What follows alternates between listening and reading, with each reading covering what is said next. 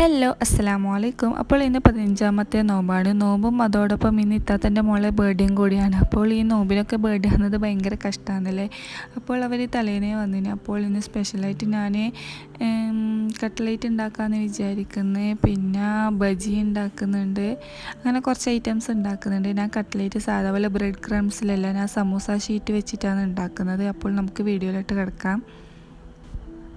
അപ്പോൾ എങ്ങനെയാണ് ഉണ്ടാക്കുന്നതെന്നൊന്നും പറഞ്ഞതിൻ്റെ ആവശ്യം വരില്ലല്ലോ. അപ്പോൾ സാധാ കട്ട്ലേറ്റ് ഉണ്ടാക്കുന്ന മസാലയൊക്കെ തന്നെ, പക്ഷേ അതിൻ്റെ പകരം മുട്ടയിൽ മുക്കിയിട്ട് സമൂസ ഷീറ്റ് മുറിച്ചിട്ട് അതിൽ റോൾ ചെയ്യുന്ന ആ ഒരു ഇത് മാത്രമേ ഉള്ളൂ. അപ്പോൾ അധികം ലേഖടിപ്പിക്കുന്നൊന്നുമില്ല. നമുക്കപ്പോൾ ബാക്കി നോക്കാം.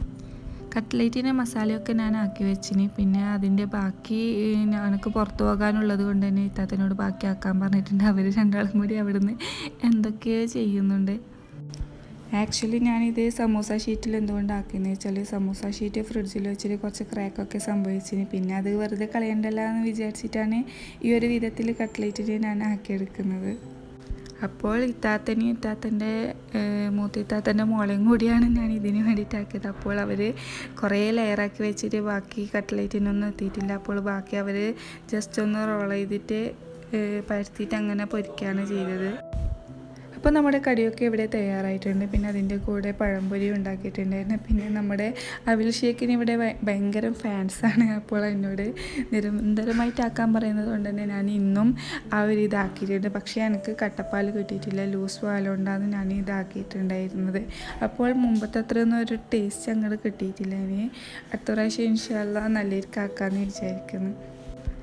പഴംപൊരിയും ലൈമൊക്കെ ഇത്താത്തയാണ് ഉണ്ടാക്കിയത്. പിന്നെ ഉമ്മ നമ്മുടെ മുളക് ബജി ഉണ്ടാക്കാമെന്ന് പറഞ്ഞിട്ടുണ്ട്. മുമ്പൊരിക്കൽ ഉണ്ടാക്കിയിട്ട് നല്ല ടേസ്റ്റ് ഉണ്ടായിരുന്നു. അതുകൊണ്ട് ഇപ്രാവശ്യം ഉണ്ടാക്കിയിട്ട് അടിപൊളിയായിട്ടുണ്ട്. അപ്പോൾ നമ്മുടെ അടുപ്പും കാര്യങ്ങളൊക്കെ സെറ്റായിട്ടുണ്ട്.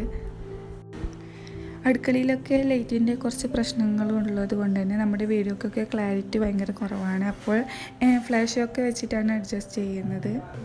അപ്പോൾ നമ്മളിവിടെ മെമ്പേഴ്സ് കൂടിയത് കൊണ്ട് തന്നെ നമുക്ക് വലിയ ഗ്ലാസ്സിലൊന്നും ഇത് വിതരണം ചെയ്യാനൊന്നും കഴിയില്ല. അതുകൊണ്ട് ചെറിയ ചെറിയ ഗ്ലാസ്സിൽ എല്ലാവർക്കും ഒരേ അളവിലാണ് എല്ലാം വിളമ്പിയെടുത്തത്.